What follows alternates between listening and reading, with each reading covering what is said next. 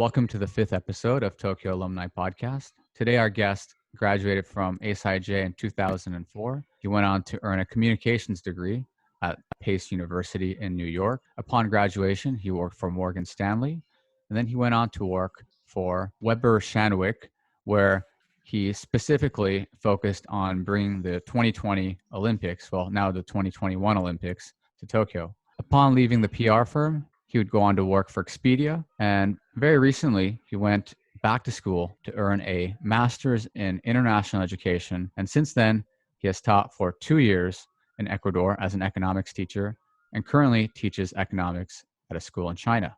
Welcome to the podcast, Andrew. Welcome to me, I guess. Good to see you. Thanks for the opportunity. Appreciate it. Yeah, thank you for joining us today. So, Not at all.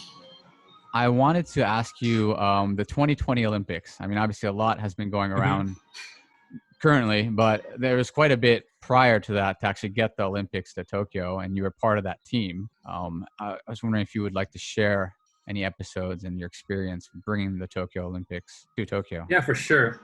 Absolutely. It's a pretty interesting, fascinating story, I think, personally. But I would like to say that I had a personal huge role in the whole quote unquote bringing the Olympics to Tokyo. I don't know how accurate of a statement that is, but basically, yeah. So you kind of briefly touched on it during your introduction for me.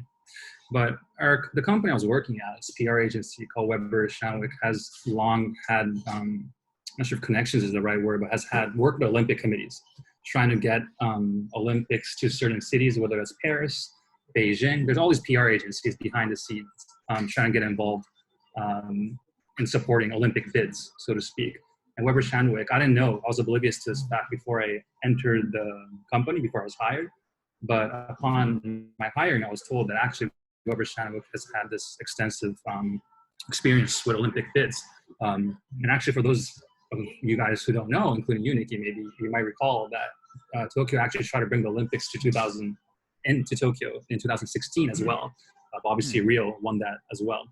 But anyways, with respect to my role, which is maybe more interesting, it was basically media relations, right? Our company, Weber Shandwick, was hired by the Tokyo 2020 Organizing Committee / Tokyo Metropolitan Government to kind of help them in their Olympic bid internationally. So the Tokyo office, the Paris office, the London office, we were all involved with them in terms of organizing press events, in terms of distributing press releases, just developing media relations, period. For me, it was definitely exciting compared to previous job opportunities I had, and I'm a sports aficionado, to put it mildly, as well. So the sole fact that I got to kind of finally make my passion, my job, so to speak, was pretty cool. And I'll be lying if I didn't tell you that I felt patriotic about the whole experience as well, given me being half American, half Japanese, growing up in Japan, albeit at an international school. Long hours for sure, and the cultural differences, so to speak. It was like samurai to the maximum, to keep it diplomatic, you know what I mean? At the Tokyo Metropolitan Government, it was tough, man. Long hours, I believe in work-life balance. It was brutal, but I guess a couple of things really helped me out. But I had a French colleague who I'm still close to this day, who has nothing to do with ASIJ. One of my closest friends in Japan has nothing to do with the international school community. Him and I kind of bonded together. He's a couple years younger than me. We bonded very closely. And without his kind of, not support, but without having each other, have fun and kind of survive the day, it would have been tough. And on a more kind of big level, the fact that we had a goal, right? I think I started working there 2013 January. 2012 January. And then the bid was going to be decided in 2013 September. So in other words, I had like a year and a half to, kind of just go for this goal, so to speak, right? Like, okay, let's bring this Olympics here. So I could talk forever, but a couple anecdotes off the top of my head, like, not anecdotes necessarily, but just kind of meeting celebrities, right? That always feels cool, especially at a younger age, right? Kind of becoming acquainted with Olympic athletes. Actually, now that I'm remembering, I remember doing an interview with Carl Lewis, right, at the National Stadium. And that was cool, and again, it was the privilege I had for being literally the only bicultural person in this organization. And I think we're not the Carl Lewis generation, I think, but still, like, you know, a little before us, yeah. Right. But even we've heard of him, you know, and so, but he was polite, he was nice, and I wasn't as excited, but I got to interview like the Japanese, I don't know, super sports figure, for lack of a better way to put it, called Masada Mao as well. So that was kind of cool, you know, et cetera, et cetera. So that was really nice. And I got to meet politicians too, not to imply they were the nicest necessarily, but yeah, it was cool. You know, it was busy, it was rough, long hours, but like anything in life, in hindsight, it was a great experience. When you were working on this project, was your time at the company exclusively focused on the 2020 Olympics? So the moment you guys won the bid, was that when you knew you were ready to move on in regards to your career? Or was that also sort of part of the contract that once that deal was set, that, you know, a lot of people who were part of that project, a lot of them were just moving on to other fields? That's a pretty fun question. And so me personally, I was oblivious to Weber Shandwick having any connection with the Olympic movement whatsoever, right? So I got in there, and then I was quickly told by some people that Weber Shandwick has long had experiences with Olympic bids. Again, whether it's with, I can't remember, you know, got a fact check on which bids, but I remember Sochi for the winter, Beijing 2008. I can't remember, maybe Paris 2024 was it? I can't remember, et cetera, right? So, but anyways, to try to answer your question. So me personally, initially, I was not hired necessarily for the Olympic bid. Like when I joined, the Olympic bid was already with Weber Shandwick. And then I was supposed to kind of work on other, if I may be blunt, more like mundane kind of PR work. And it wasn't that exciting, you know. No need to drop any names, I guess. The pharmaceutical companies, tech companies, I don't know. It wasn't that exciting, right? And then some people told me, people in the more higher power in my company asked me if I would be interested in getting involved with the Olympic movement. Not didn't put it that way verbatim, but they asked me if I want to work for the bid. And I said, yeah, absolutely, of course. And I jumped on it. And then I became 100%. There's a lot that went on there with respect to my transition from like working with multiple clients and then 100% Olympics. But I was able to do that, not do that, but kind of join that team after a couple of months until the very end. To answer your other questions, if I remember them correctly, please, you know, remind me if I'm not. But the contract that Weber had with Tokyo 2020 was, yes, it was only for the bid process. And so once that was over, obviously 2013 September, I'll never forget Argentina. I was there. It was amazing. A lot of emotions, obviously. After we won, it was done more or less, you know. But the bid committee then becomes the organizing committee, right? Mm-hmm. As you might have heard in Japanese, Toshikinkai. But anyways, and my good aforementioned French friend and/or former colleague, he actually went to the organizing committee, not to kind of flaunt the little confidence I had at the time, but I was also asked if I would be interested in to join as well. But for reasons I could kind of talk for maybe 7 hours, I didn't want to. It shows other decisions, so to speak. Please let me know if I'm not answering all your questions. That's really interesting that the PR committee, you're saying a good chunk of the PR committee becomes part of the organization committee for the 2020 Olympics. Well, maybe I misspoke. What I meant is at the PR company, there are various clients, obviously, right? Again, no need to say names, but pharmaceutical companies, TV companies, whatever, right? And Tokyo 2020 was one of their many clients. And per client, there's a different amount of people, right? Depending on how big the project is, the magnitude, right? For Olympics, there's like 4 of us, I think, and 3 of us, including me, were like full-time Olympics, which I guess was kind of, I don't want to say unprecedented, but it was rare at the time compared to like a small scale retainer company maybe. So yeah, it's not like our company, all of us was working for the Tokyo 2020. We just had a team dedicated, and I was fortunately part of that team. And if I'm not mistaken, for that 2020 bid, I do remember Madrid. I believe it was one right, and maybe Paris. Not Paris. Let's see if you remember. Madrid is correct. What else? Istanbul. Correct. Yeah. Good memory. But I thought the United States was bidding for that. Am I incorrect? I I think you might be. I think, honestly, so there's different phases, right? So in the very beginning, maybe a lot of cities kind of raised their hands saying they want to do it. And the US, I'm sure they did, but I can't remember which city showed interest. Interesting. I had no idea about Istanbul, actually, now that I think about it. Because I guess the subsequent events after Tokyo will be the US and France, if I'm not mistaken. Mm-hmm. And I was just wondering, as you were saying, it was very like samurai style, and you were the only, half American. Sure. Were there any doubts within your team that, maybe your allegiances lied with the American invitation team? Did you ever feel like you weren't part of that team? Well, that would be a funny story. I wish I could tell something as cool as that. But again, like I remind you, there literally was no American bid, right? Mm-hmm. So there was no allegiance to be questioned for. It was Tokyo, Madrid, and Istanbul, so. Interesting. So following the marketing firm, the PR firm, you went on to work at Expedia. So following this sort of epic bid for the Tokyo 2020, you leave the company and you went on to go do, what I kind of really wish I've done sometime in my life. And I recommend to anyone, right, who's in high school and college, after college, or just even between jobs. You took a good 3-4 months to travel the world, including going to the Brazil World Cup. So I was wondering if you'd like to share any episodes from that time period. Yeah, again, it's a pretty interesting time period from my life, right? Despite the fact that we won Tokyo 2020 and many people saying, oh, you should stay, it's going to look good on your resume, blah, blah, blah, for reasons, long reasons, I could digress into, but I didn't want to anymore. I felt like my time was done. I didn't want to be there for 7 more years. No way. There were definitely cultural challenges, to put it mildly, as well. And I always wanted to travel. I still want to travel. That's a big passion of mine. That's like half the reason why I became an international school teacher as well. Me personally, we all choose professions for different reasons. But anyways, yeah.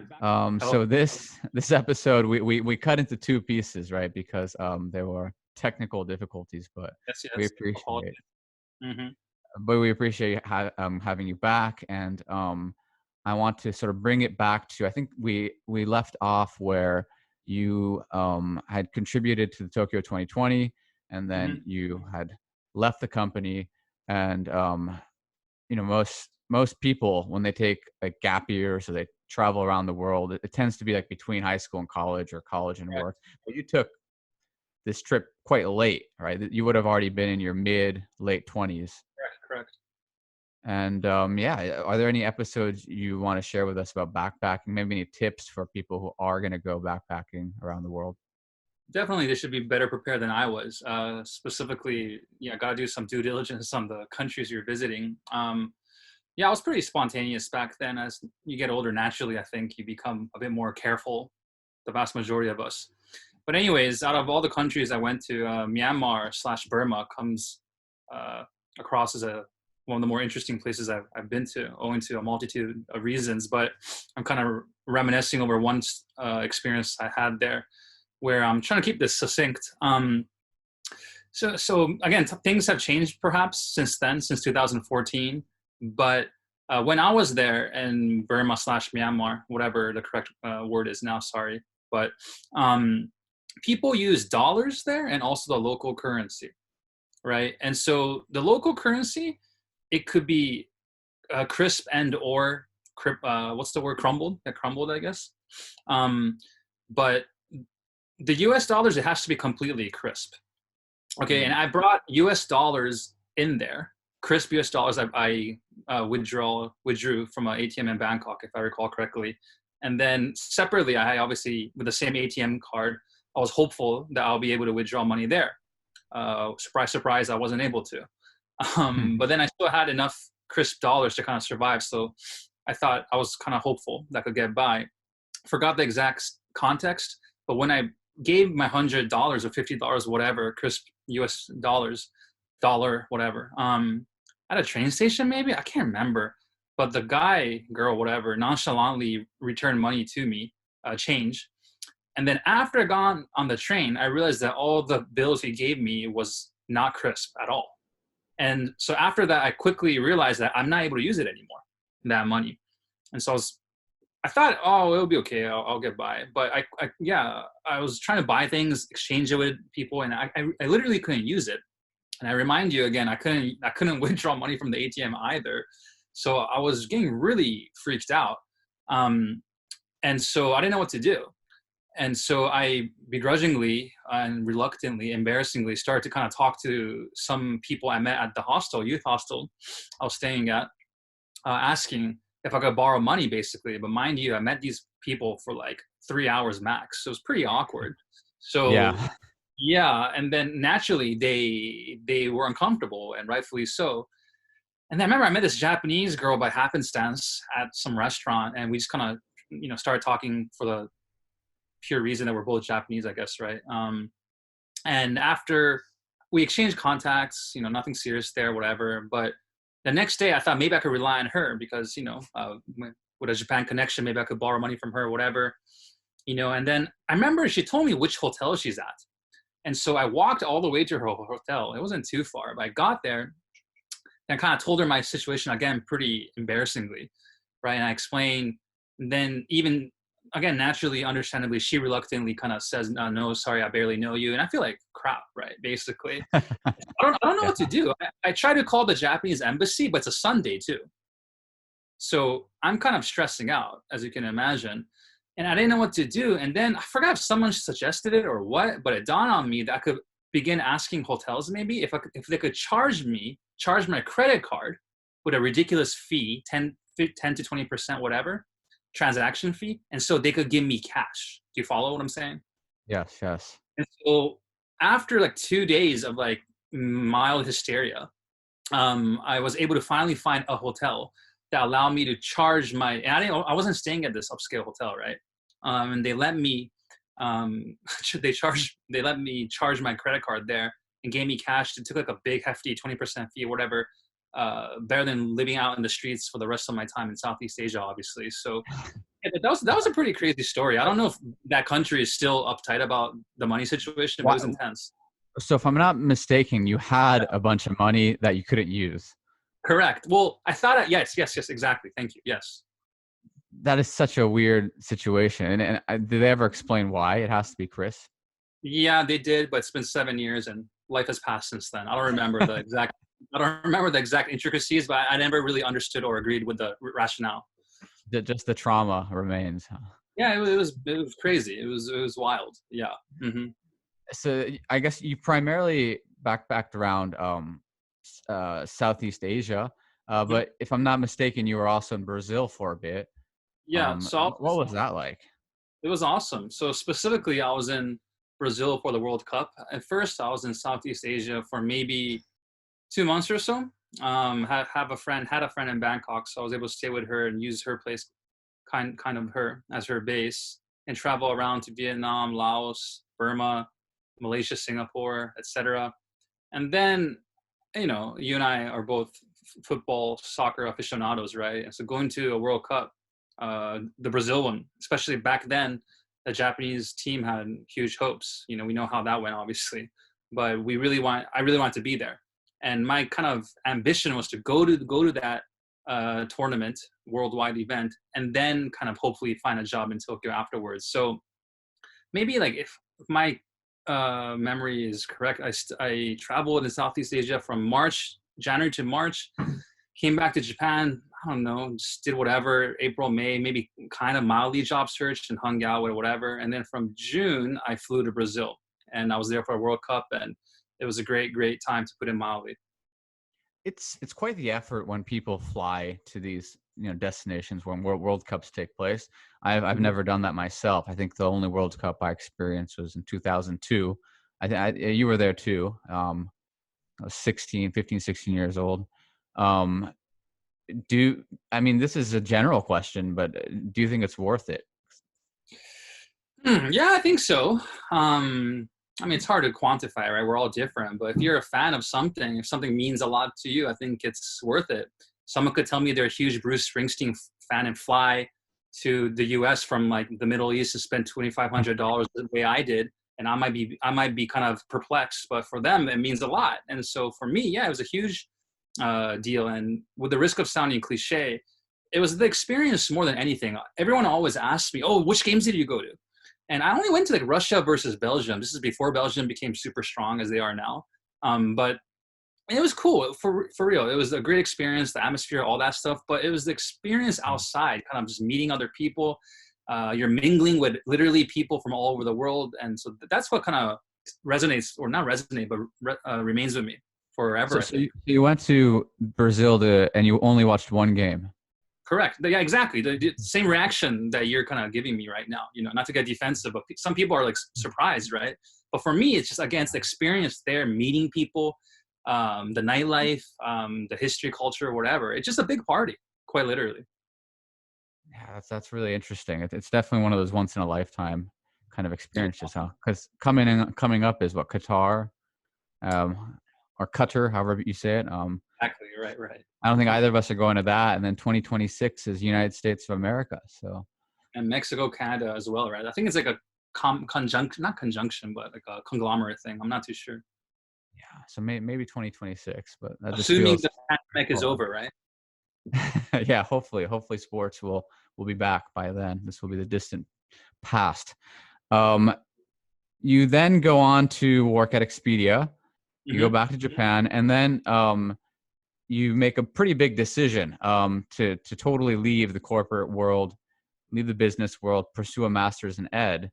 And I asked this question to someone a few episodes ago, who, although he became a teacher much earlier on, and I think it was in his mid-20s, Nate Reasoner, whereas you decided to make this move in your 30s, if I'm not mistaken. I think it was when I literally decided, like internally, I think I was like 28 or 9. 28 or 9. Okay, so yeah, late 20s, close to 30. And I guess, yeah, big question is why go into teaching, right? And I mean, you've already had a pretty good foundation set up in Tokyo. Why make this leap? Yeah, again, I could talk about this topic forever, but I was never happy in the corporate world, right? I tried 3 different professions, industries. I was in finance, I was in sports PR, I was at online travel, and each one had its pros and cons. And I was never fulfilled. You know, I even made my hobby, my passion, sports, right? My job with the Olympics. And naturally, I mean, forget the money for a second, although it's obviously difficult in reality, but for the sake of conversation, like it's kind of a dream job, right? You get to work for your country, city that you grew up in, and you're able to contribute, however, in a meager level, to bring the Olympics to your respective city, country. That's pretty awesome, right? And like on the surface level, but again, like from a cultural perspective, East versus West, Japan versus US, long hours. It was not. I wasn't happy. You know, it was a good experience, of course, and I'm glad I met the people I did, but I could not see myself doing that for a long time, let alone my entire life. Expedia was okay. The culture was definitely better, right? It was more my style, more mixed people like us, more intercultural, bicultural, blah, blah, blah, international people. But again, at the end of the day, like, I guess for me personally, I never really cared for business, as kind of blunt as that sounds. Maybe you might concur, but from our community, it's just like the course, right? To kind of join in the corporate world. And I don't mean to condemn that. We're all different, but it's just kind of this like herd approach for me, frankly, where people will just kind of do that because others are doing it. No offense. If you're passionate about what you're doing, that's awesome. But I saw like half the people around me that weren't happy. And I was like, I don't want to be like that. So I kept struggling internally, like, what do I want to do? What do I want to do? What am I passionate about? And it was really hard. My 20s were rough, you know. For me, you know, maybe not from the average person's perspective when they hear my life story thus far, but for me, it was tough. It was really, really, really tough. Like figuring out what I want to do, blah, blah, blah. To try to answer your question with respect to teaching, it had crossed my mind before, but I was definitely intimidated with the notion of going back to school, the financial aspect of it, of course. We don't need to talk about how expensive universities are in the US. That's another topic for smarter people. Yeah, I guess what appealed to me was the international aspect of it, right? Like I again, if it hasn't been clear yet, I love travel, right? And I was like, how can I have a lifestyle? Like what job will allow the lifestyle I like, right? And so, yeah, like I wish I could kind of look at you straight in the eye and say I became a teacher because I wanted to inspire the generation and like save the world, yeah, that's a noble motive, and of course I feel like it's a calling and I care about it. It's a vocation, but yeah, it's also a big life, life choice decision. I wanted more time than more money, right?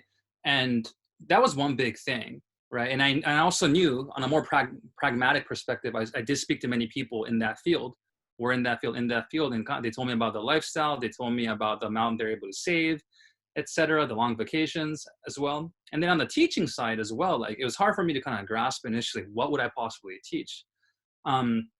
But I think also for me, I can't speak on your behalf, but I really struggled constructing meaningful relationships with teachers as a student at ASIJ.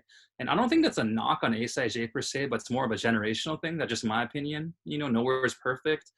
And I really struggled kind of developing bonds with teachers at the time. And I was labeled as a troubled kid, rightfully so at times, but I do feel like I wasn't given enough of an opportunity to kind of have a platform and express my feelings, opinions, blah, blah, blah. So a lot of people become a teacher for different reasons, right?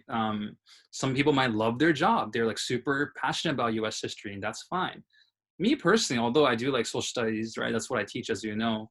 More than anything for me, like I wanted to kind of be a mentor for middle school kids, or high school too. I just keep mentioning middle school to you, right? As you know, because I just feel like that's more of a formative year where you could contribute more like character building and stuff, It's definitely a crazier time hormonally and right. just socially.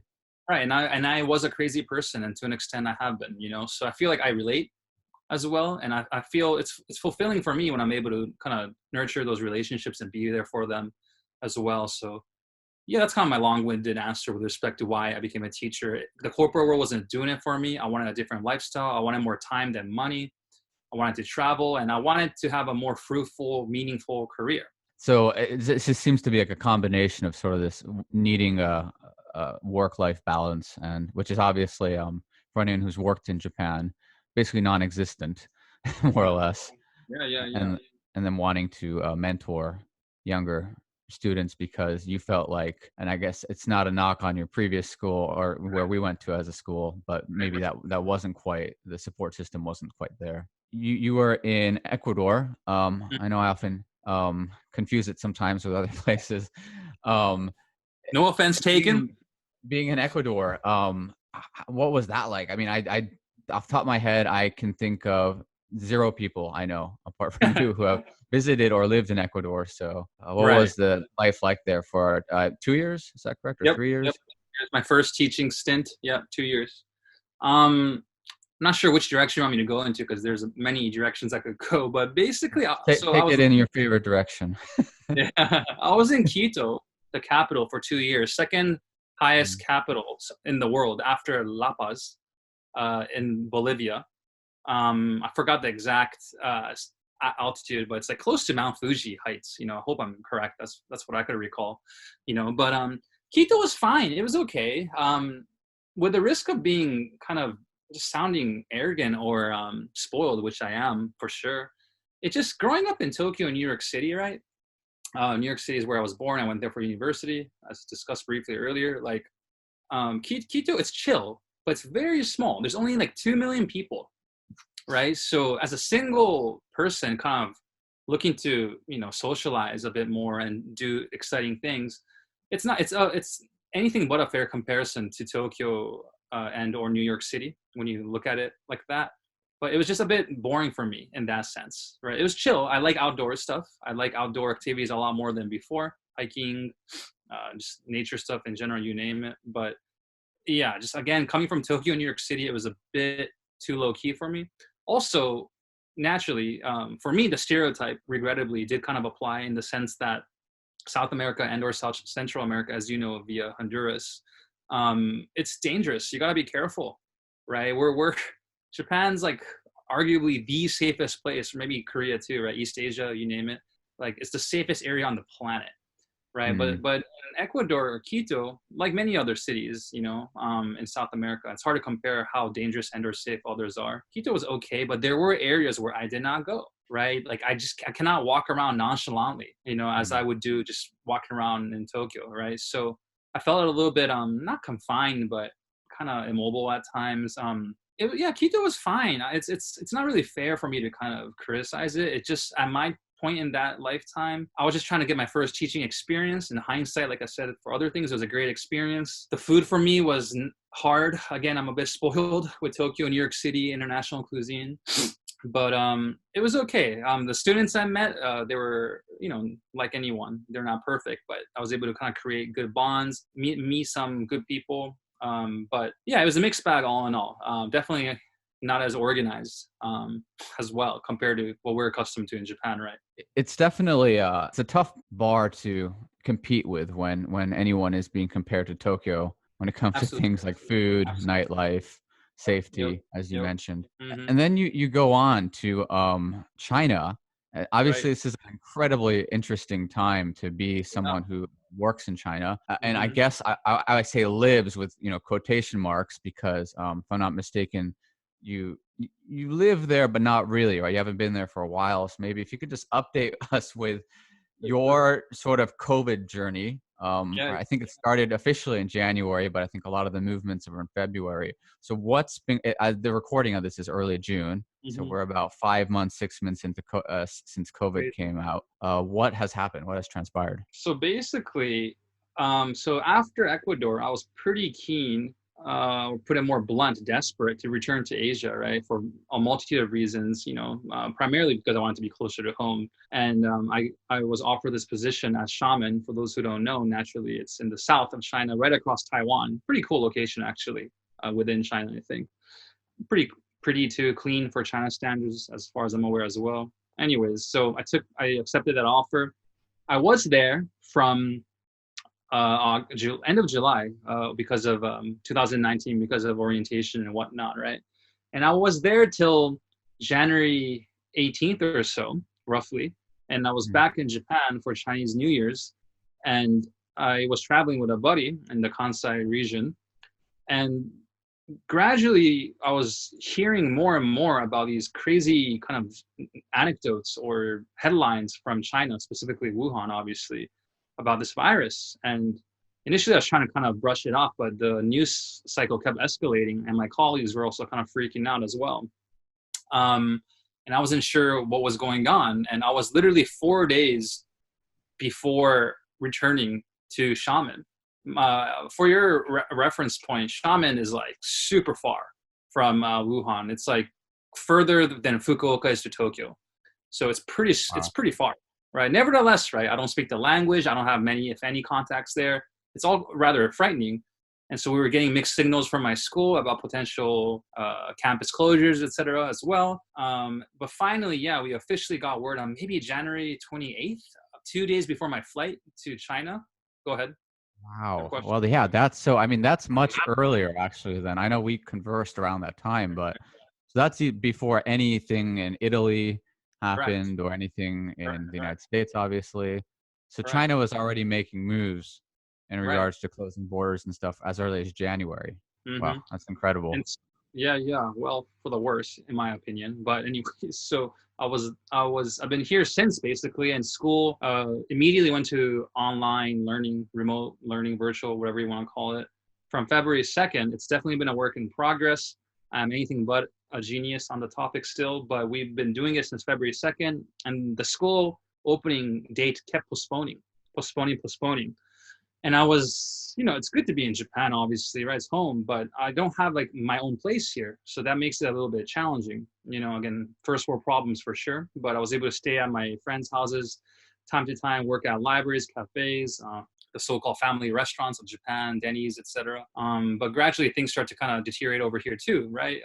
Not in no comparison to other countries, frankly, although it's no competition. But I've been working at various places, aforementioned places. I think end of March, maybe March 24-ish, China officially closed its borders to all foreigners. And so now after then, we've literally been stranded since, and we've been working remotely since, and it's been quite a challenge. But I'm happy to say that we're about to wrap up in 4 more days, 3 days and a half or whatever. And our school is set to reopen on September 1st, but the question is if the borders will be open. So hopefully we don't have to do too much, if any, online learning again, but knock on wood, fingers crossed that the borders open before then. Wow. So you've been shut out of the country from January 28th. Yeah, technically January 18th, because that's when I arrived here, yeah. And this recording is early June, so we're talking about almost 5 months. Yep. Better in the online learning now. Mm-hmm.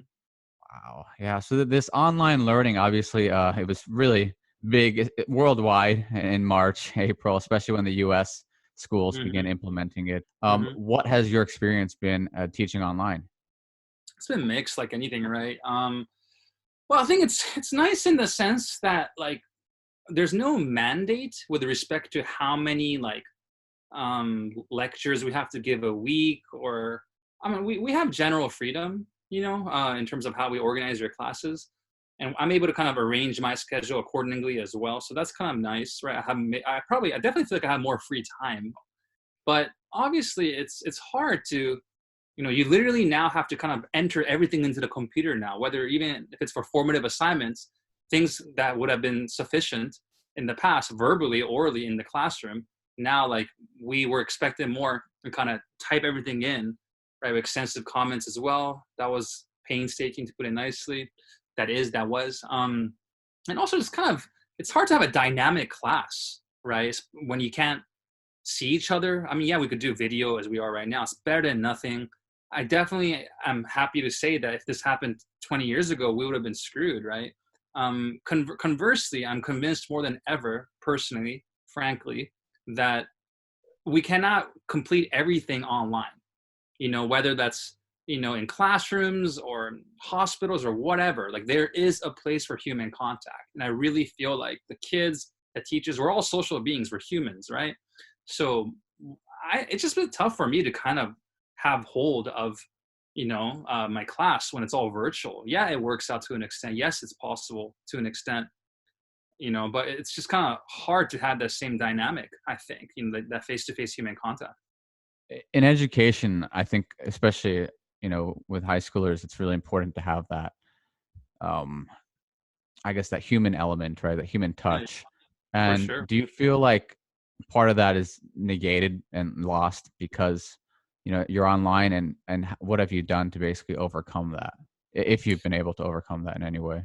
So, yeah, I think that's a fantastic question, and I will be lying if I told you I feel like I've been able to overcome it per se. But one thing I've tried to do, not to get too quirky or not quirky but technical, with respect to the engagement, trying to keep the classes interesting, mildly, moderately for some of the kids, right? You can't satisfy everyone, right? But because we can't have dynamic discussions, right? Like in a classroom format. I mean, the shy kids are shy regardless, right? Of online or not, But I really try to kind of think of how I could be creative as a teacher and giving the kids a platform to kind of express themselves in a diverse array of ways, right? So whether that's discussion board assignments or that's flip grid assignments where they have to talk orally to each other, not just kind of submit an assignment to me and I just kind of look at it and I'm like, okay, great, blah, blah, blah. I make them talk to each other or respond to each other on Word docs, right? Just kind of have them discuss. I think engagement, don't want to be too cliche here, but it's so important, right? Not a one-sided approach where the kid just submits something to you as a teacher, right? But make it more interconnected, have them discuss with each other, make them feel part of a team, so to speak. Have you, are there any platforms that you would recommend? I think you mentioned Flipgrid. I like Flipgrid. I'm trying to think. I'm off the top of my head, actually. Well, I'm blanking out. You put me on the spot. There's many things. But one thing I've actually done in China, this isn't breaking news, but obviously Google Docs doesn't work, right? So we have to use Microsoft products. I've been pretty proficient in the products as a result now, which is good, I guess, for my long-term career. Doesn't hurt to learn these things, but I like to make them annotate documents online, right? So I'll literally make them, like, it's all about critical thinking, right? I'll literally make them copy and paste a text, an article I assign to them. I'll have them paste in an online Word doc, and then I'll have them annotate parts of the article. I'm like, what do you find interesting? Why? What surprises you? Why? What confirms what you already knew? Why?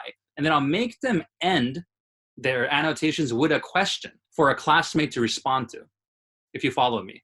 So then I'll make... Sorry to cut in, but is this annotation done through a software or comments, just online Word, same with Google Docs, Word Docs, just comments, right? So I'll make them engage with the reading. Again, it's easy to say, right? Like when we were students, the teacher just says, okay, read this. It's like, okay, great. Why, how? Like, you know, just, it's a passive activity. Reading has to be, like, I hated reading when I was their age, so I don't blame them. I'm probably too blunt with them and tell them how I hated reading when I was their age. I get it, you know, but so how can I make it more engaging? So again, I want to force them to try to actively read, right? So yeah, all they do with respect to the technical element is I make them write comments in. I'll make them highlight parts. Give me something surprising. Explain why. Minimum 5 sentences. Give me something disturbing. What caught your attention? Why? And end your comments with a question for another classmate. And then I'll have the students share their documents to each other. And then I'll kind of review it at my convenience, more or less. And you have primarily older students, if I'm not mistaken. Are they high school age? I actually have 7th grade, 8th grade, 11th grade, and 12th grade. And the activity I'm mentioning right now is actually for middle school. So 7th grade all the way to 12th grade. The reason I ask is it seems like tech literacy is the big issue when it comes to, you know, teaching online. And I feel like I personally saw primarily grade 11 and 12. So for me, I feel like my challenges have been much lesser in comparison to, say, someone who teaches elementary. I was just even speaking to someone the other day who teaches 3-year-olds, and she was saying that's quite rough. Yes, when you're teaching 3-year-olds on Zoom, the limitations are very much there. Like you need someone to help them with the tech. Whereas, you know, when you have a 17-year-old, the expectation is that they can still handle themselves online, you know, when it comes to documents and absolutely. So yeah, as we wind down towards the end of this conversation, first of all, thanks for being on. Thanks for being our 5th guest. Not at all. I should be the first, but it's all right. You'll be maybe the 100th. We can talk deeply about something a bit more esoteric. Maybe I'll be in North Korea then. Yes, who knows? Yeah, with the way things are going in 2020, I feel like anything is possible. Indeed. Really. Indeed. But I want to basically just leave give you a platform here at the end for a few minutes. If you can just share with the viewers, which are probably about like 2 people, but nonetheless, maybe the 2 people who are watching, you know, what's going on in your life, what's to come. I know there's a lot of things you don't know, especially being someone employed in China. But nonetheless, if you could maybe share that with us, that'd be great. And maybe also, sorry to add one more thing, just, you know, we've spoken about a variety of things, but you are in education. So maybe just, you know, maybe anything you'd want to share with anyone about international education, whether it's a parent or someone who aspires to become a teacher and so on. That'd be great. So sorry for that long-winded question. No, I want to pass over. Not at all. I can't think of words of wisdom off the top of my head with respect to international education, but I think it's definitely an interesting career. It's definitely a challenging one. But talk about a profession that kind of forces you to get out of your comfort zone and grow as a person, right? Like both you and I could have stayed in Tokyo, worked at decent corporations, right, and utilize our bilingual skills, and that's fine. And again, that's okay. People around us do that, and that's all right. If I may offer my unsolicited opinion, I do think the careers you and I have chosen, it's hard to measure, again, like fruitfulness, but I think it's rewarding in their own respect because you engage with so many different people. You literally live in a different country, and it's eye-opening. And, you know, it's hard to I don't want to flaunt too much about myself, but I definitely feel like I've grown so much in the last 3 years, or 2 years in Ecuador, 1 year in China, not to mention the pandemic, obviously. But yeah, it's a scary decision. I was super scared to join the international school circuit, but it was literally the best decision of my life. And I'm so glad I did it. The money will come later, obviously, more than the initial time. With respect to the current pandemic, again, I don't have the best words of wisdom, but for the 2 people listening to me, maybe your parents. I guess that's 4 of them. Yeah. 4 of them. But but not to be too dramatic, but let's support each other, right? I think it's so easy to kind of judge one another right? Are the worst parts of human beings are kind of exacerbated right now, right? Pointing fingers, oh, look at him, look at her, he's doing this, she's so irresponsible, oh my gosh, blah, blah, blah. You know, oh my gosh, she got the virus, what was she doing?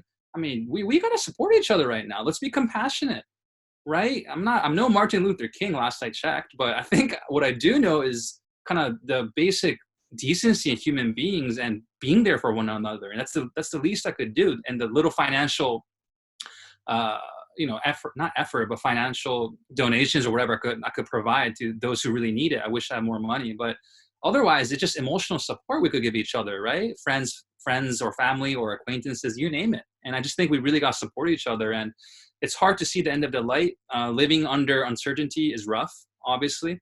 But I think the only thing we could do is to kind of do what we can, control what we can, and help each other however we can. So I hope the 4 people or 2 listening to me right now concurs. Yeah, you're right. You're right. Probably our dads wouldn't be, so it's probably 2. But yeah, again, thanks for being on the show. Appreciate it. Good. I enjoyed it. Nice to have you back on, so we can maybe specifically focus on something a bit more niche, esoteric, maybe another time. Sure. Sounds good. And yeah, so remember to have crisp bills when you go to, was it Myanmar or Burma? I always get confused. Yes. Yeah, might have changed, but yes. And it's interesting to hear from someone who, you said about finance, PR, travel, various backgrounds, and now in teaching. Seems like you never know quite where you're going to be. And now with this pandemic, I guess you're in Japan, but hopefully you'll be in China this fall. Absolutely. So thank you for being on. And that was Tokyo Alumni Podcast, episode number 5. Thank you, Andrew. Hey, see ya. Yeah.